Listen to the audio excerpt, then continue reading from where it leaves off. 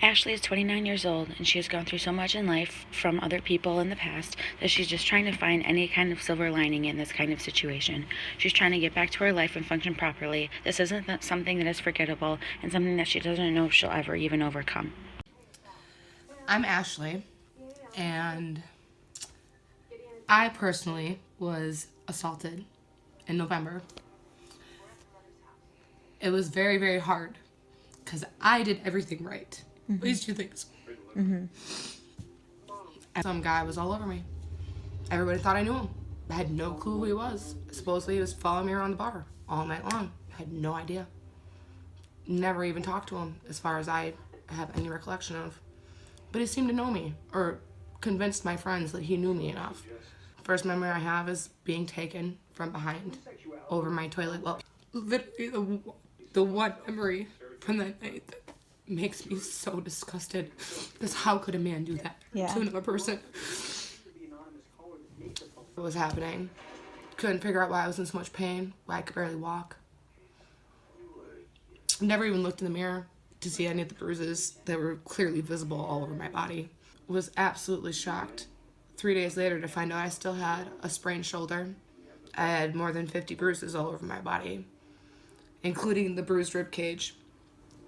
And my whole rib cage was absolutely just bruised up. I had bruises on my face I'd never even seen, and I was looking at myself in the mirror.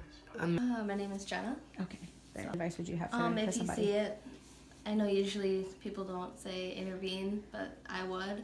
If I saw something suspicious and I thought it wasn't right and it wasn't okay, I would definitely step in there. I didn't really take matters into my own hands, but I just kind of let it sit in for years, and I just recently told my dad about it. And this guy just started coming back, and he's like, don't you ever show your face around. And I wish I would have said something sooner, because he also tried doing stuff to my sister, which I really regret, but I'm just thankful she was strong enough to like just scream and say no and get away from him, where I wasn't. So you feel like you can trust family, friends, whatever, and sometimes those are the ones that it happens with. I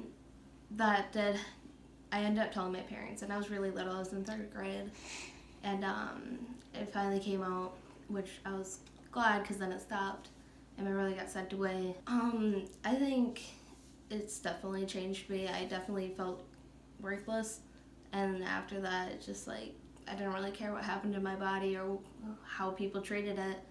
So it's been really bad. Yeah. Another situation with a friend where I was drinking and like blackout drunk, and that's where I remember just cutting in and out of the whole situation, and I put myself in that situation, and it sucks because I felt like I could trust my friend because friends don't do that.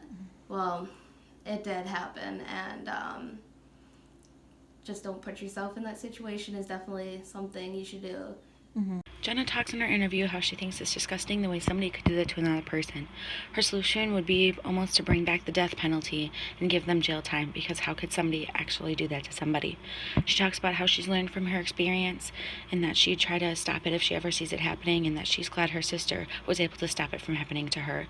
She says she has heard about the #MeToo movement and that she's heard some of other people's stories, and she just doesn't understand what happened to the world.